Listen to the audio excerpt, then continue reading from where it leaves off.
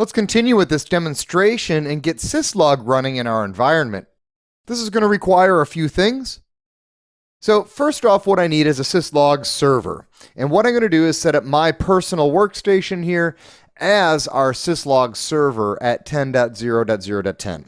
Now I know that's my workstation, but I'm doing it so that we can do some experiments with this lab and see actually what's happening. The second thing we need to do in order to get syslog working optimally, and it's not mandatory, but it is recommended, and that is that we assign an IP address to something called the Loopback interface to the router. I believe we've talked about these Loopback interfaces in the past. Here what we're going to do is we're going to use the Loopback interface to uniquely identify each router by an IP address, and that way when our syslog messages come from the devices, they'll have a source address of the Loopback interface instead of some random IP address on our devices. Now that's going to be the case with the exception of one device, and that's router A. And on router A, all of our log messages are going to be sourced from 10.0.0.1. That's because our syslog server is attached to that. The tasks that we need to do to configure syslog are a few. 1, we need to configure the loopback interfaces. 2, we need to configure the syslog server. And then 3, we need to configure the devices to send their traffic to the syslog server. We're going to start with the routers. We're going to put the loopback addresses on there, and then I'm going to tell the routers to point their syslog traffic to the 10.0.0.10 IP address, and then we'll go on the syslog server and actually configure the syslog server to accept the logs. Let's dive right into that. So we can use SSH once again. I'm going to open up PuTTY and SSH into a router C first, 10.0.20.1.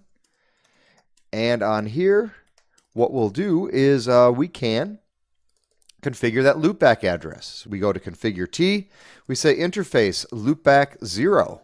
And what that'll do is it'll create that loopback interface, which is a virtualized interface.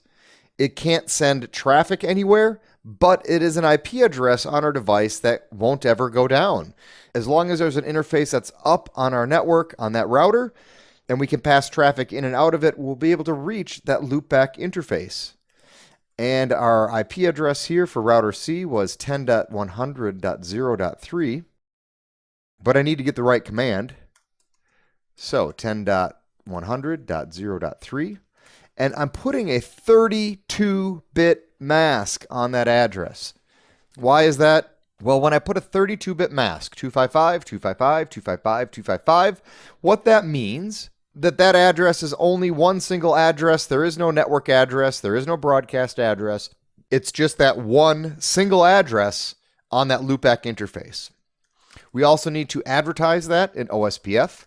So we'll go to router OSPF 10, which is what I've configured. And I say network 10.100.0.3. My mask here is 0.0.0.0, and that's in area 0. And I spelt network wrong. There we go. Now we'll advertise our loopback interface with OSPF. Second thing we need to do is set up our syslog server. It's super easy to do. We use the command logging. And all we need to do is this top one here, logging hostname or IP address. The logging server is at 10.0.0.10. And then we say logging source interface, and we say loopback 0. So logging source interface, loopback 0, and then our logging server here we set to 10.0.0.10. Let's lather, rinse, repeat this and do this on the second router, router B. So I'm going to just open another PuTTY session here. SSH to router B, 10.10.0.1. We'll go in and create our loopback interface, interface loopback 0. I abbreviated loopback with LO there. We'll give that an IP address of 10.100.0.2 with our 32-bit mask. No shut. And then we'll go into router OSPF 10 and advertise that network. Network 10.100.0.2, 32-bit mask. And that, of course, is in area 0. Excellent. Let's go to router A. Oh, no, we're not done here yet, are we? We have to go configure logging.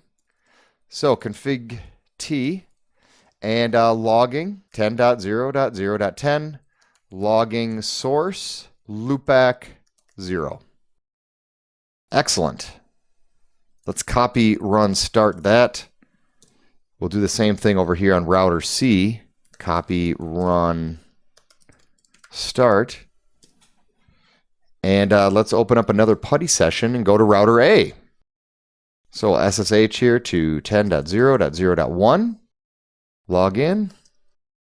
And last step here, go to config T, interface loopback 0, IP address 10.100.0.1 with our 32-bit mask, no shut, router OSPF 10, network 10.100.0.1 with our 32-bit mask in area 0. What I should be able to do now is if I open up a command prompt on my workstation, I should be able to send a ping message to 10.100.0.1 and get a response. That's router A. I should be able to do the same thing to router B, 10.100.0.2, and the same thing to router 3. These loopback interfaces are really cool. I can actually SSH right to one of those loopback interfaces. So if I open up an SSH session and I want to SSH to router C, I can go to 10.100.0.3, log in, and I am on router C. So we can use those loopback interfaces now as a single IP address that represents the entire router. Those loopback interfaces become incredibly valuable on larger routers. The routers that I'm working with in the lab here have 4 interfaces on them, and it's pretty easy to keep track of 4 IP addresses. However, when you get into bigger networks and bigger equipment, you may run into a situation where you have literally hundreds of interfaces and IP addresses on the router, and traffic can be sourced from any one of those. Having that loopback interface allows us easily to reach those devices just with one single IP address. Now, if I remember right, back on router A, we did not configure logging. So let's go back and configure our logging. We say logging to 10.0.0.10. Logging source, we can say is loopback 0, but sometimes that does not work. So sometimes it's going to source it right from the 10.0.0.1 interface. The only reason for that is because our logging server is directly connected to the 10.0.0.0 network. This may be something to do with the product that I'm about to show you that we're going to use to do our syslog on this Windows machine.